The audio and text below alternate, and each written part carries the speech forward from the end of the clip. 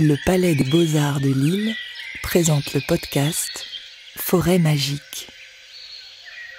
Une balade en forêt qui rend sensible à l'invisible. Épisode 3. Thierry Gauquelin, chercheur en écologie forestière.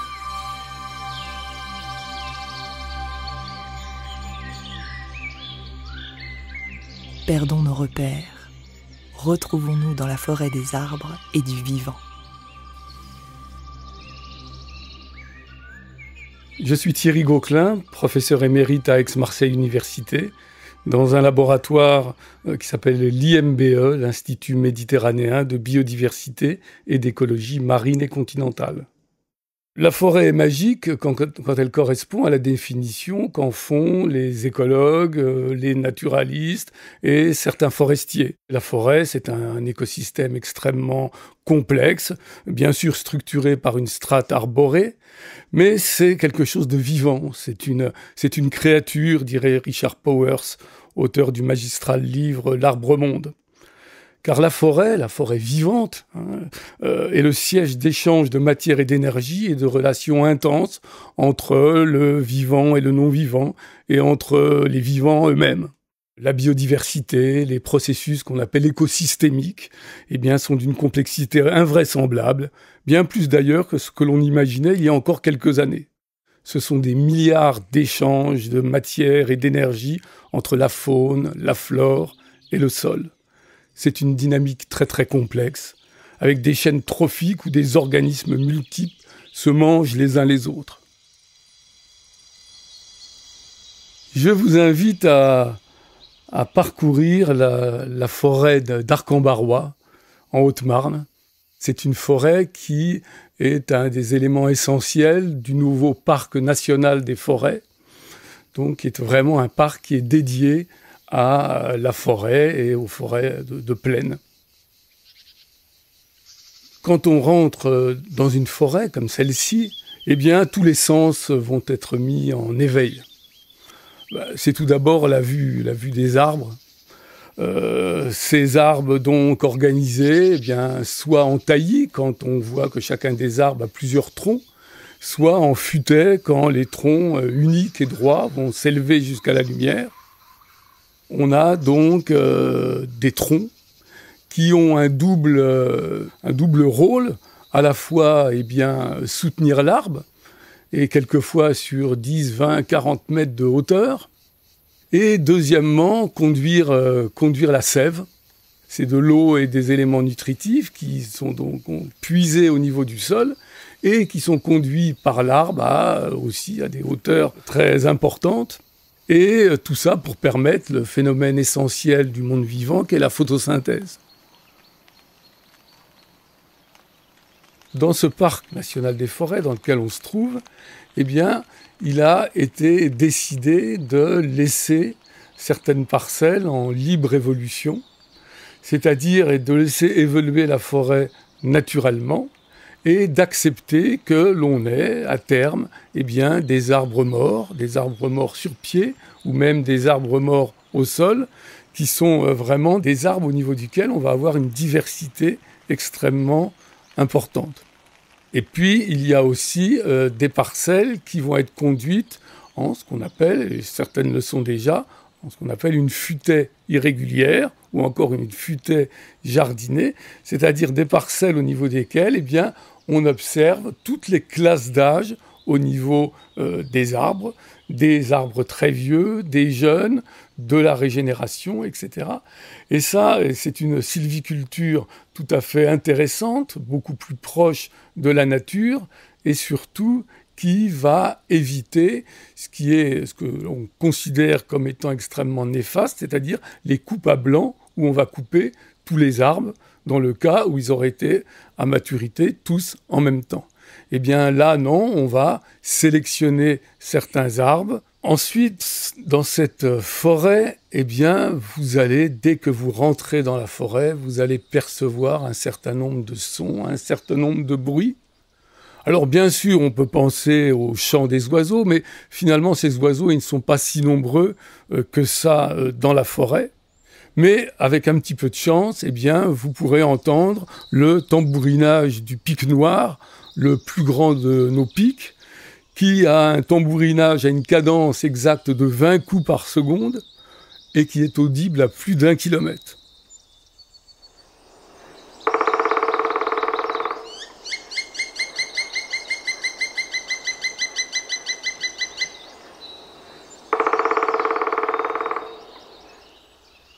Il y a aussi une autre diversité à laquelle on pense moins, qui est celle du sol, et qui n'est peut-être pas aussi silencieuse qu'on ne le pense. Un collègue m'a rapporté qu'un jour, allongé sur une épaisse litière de feuilles de hêtre pour une sieste sans doute bien méritée, avait perçu venant du sol des bruits étranges mais persistants.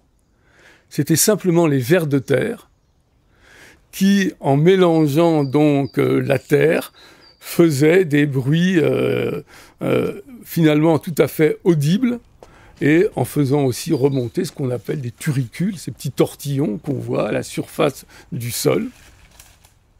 Et la forêt, ce sont bien évidemment, notamment celle-ci, des odeurs. Bien sûr, l'odeur de l'humus, cette odeur aussi de sous-bois frais, cette odeur de champignons.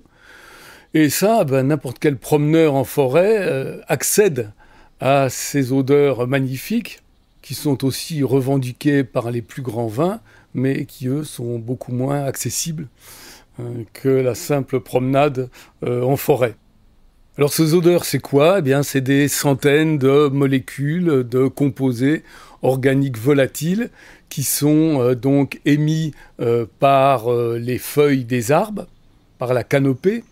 Et ça, c'est particulièrement vrai en région méditerranéenne, où donc c'est un moyen de lutter finalement contre la sécheresse et la chaleur. Mais aussi, eh bien, ce sont des composés organiques volatiles qui sont émis par justement la litière, par les feuilles, par les champignons, etc. Et qui restent encore d'ailleurs pour beaucoup à découvrir dans leur diversité et concernant leur rôle dans le fonctionnement de l'écosystème.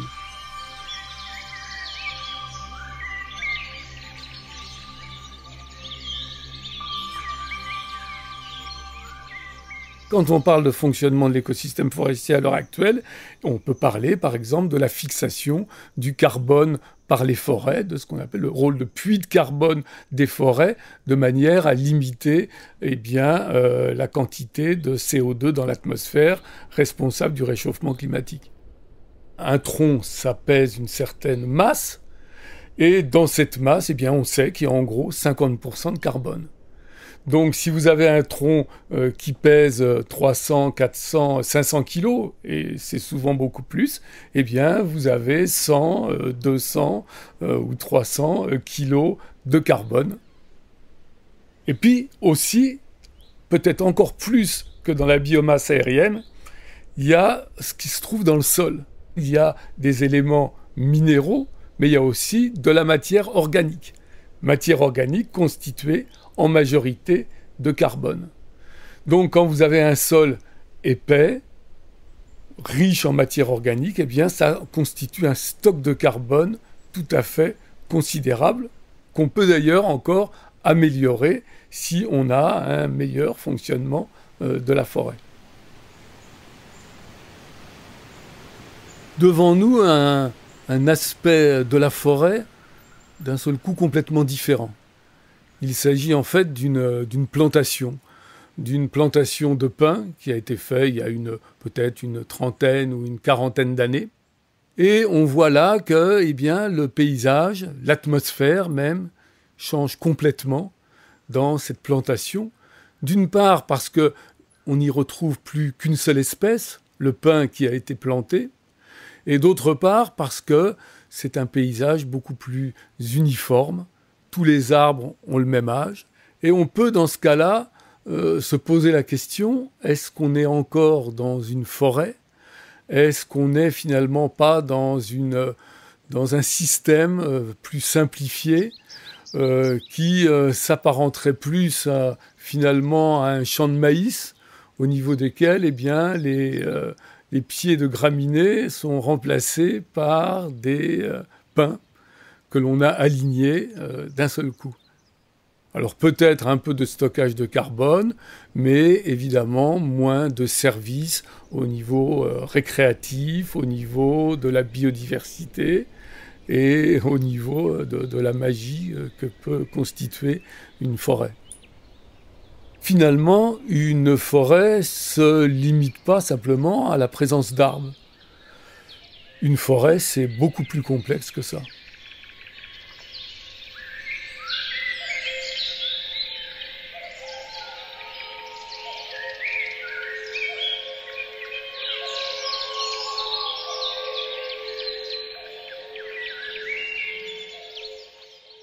J'ai choisi de vous parler de cette forêt parce que, première chose, c'est que la forêt en France représente environ 30% du territoire métropolitain.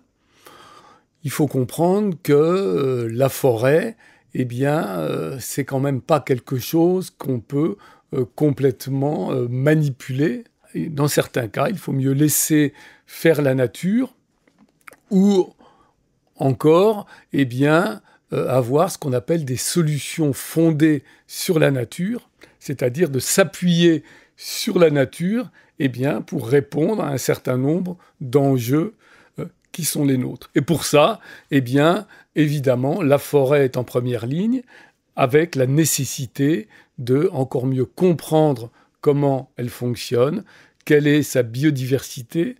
Quand on se rend compte qu'on ne connaît encore pas tous les organismes du sol, des écosystèmes forestiers, eh bien, on voit qu'on a encore du travail à faire à ce niveau-là. Ce qu'on veut transmettre, c'est une certaine appétence, un certain goût pour aller s'intéresser à la nature, être curieux du milieu naturel. Moi, je suis vraiment très inquiet de la façon dont les jeunes générations sont complètement déconnectées du milieu naturel. Et ça passe aussi par finalement une curiosité à acquérir. Et c'est pas si difficile que ça, parce qu'on parlait tout à l'heure de la faune du sol. Eh bien, quand vous extrayez des petites bébêtes d'un sol, que vous mettez ça sous une loupe binoculaire et que vous montrez ça à des élèves de 6e ou même de primaire, eh bien, ils sont absolument émerveillés de voir tous ces organismes. Et voilà, alors après, il faut aller plus loin, mais c'est déjà un premier pas. Hein, quand on est avec des étudiants et qu'on va dans une forêt, par moment, je leur dis, écoutez, pendant un quart d'heure, une demi-heure, je ne vais rien vous dire. Vous allez regarder, vous allez observer, vous allez voir des tas de choses. Et après, ce qui peut être intéressant, c'est qu'ils puissent quand même s'intéresser à la détermination des espèces, des arbres, connaître une dizaine d'arbres. Eh bien, quand vous allez connaître le nom de 10 arbres dans une forêt, eh bien, vous allez voir la forêt un peu différemment. Parce que vous avez compris qu'il y a une diversité, etc., à ce niveau-là. Et c'est pas très compliqué. Et pourtant, eh bien, l'expérience montre que si vous demandez à un promeneur de citer 5 arbres ou 10 arbres différents dans la forêt, il ne saura pas. Cette connaissance des milieux forestiers, eh bien, c'est quelque chose qui doit commencer dès l'enfance, dès le primaire, dès le collège, etc., et on peut émettre finalement une proposition qui est relativement simple, c'est que chaque collège de chaque ville de France soit systématiquement jumelé avec une forêt, une parcelle forestière. Il n'y a pas besoin que ce soit très grand.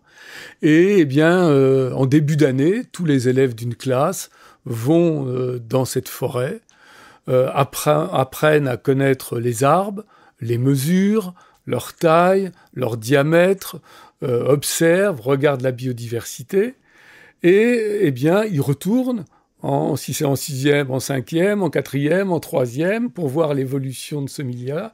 Ils s'approprient en quelque sorte ce milieu forestier, l'ONF, le CNPF, donc les propriétaires forestiers pourraient être extrêmement motivés à ce genre de choses. Et puis les professeurs de SVT, je suis sûr, ne demanderaient que ça.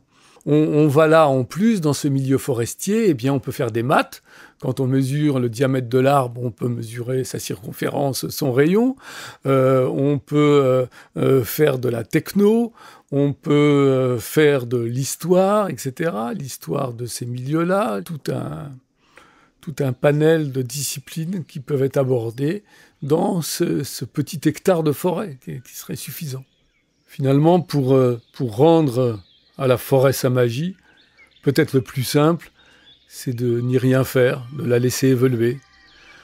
Au risque d'y voir des arbres morts, un certain désordre, mais finalement la magie, elle est aussi dans ce désordre que l'on a dans une forêt naturelle.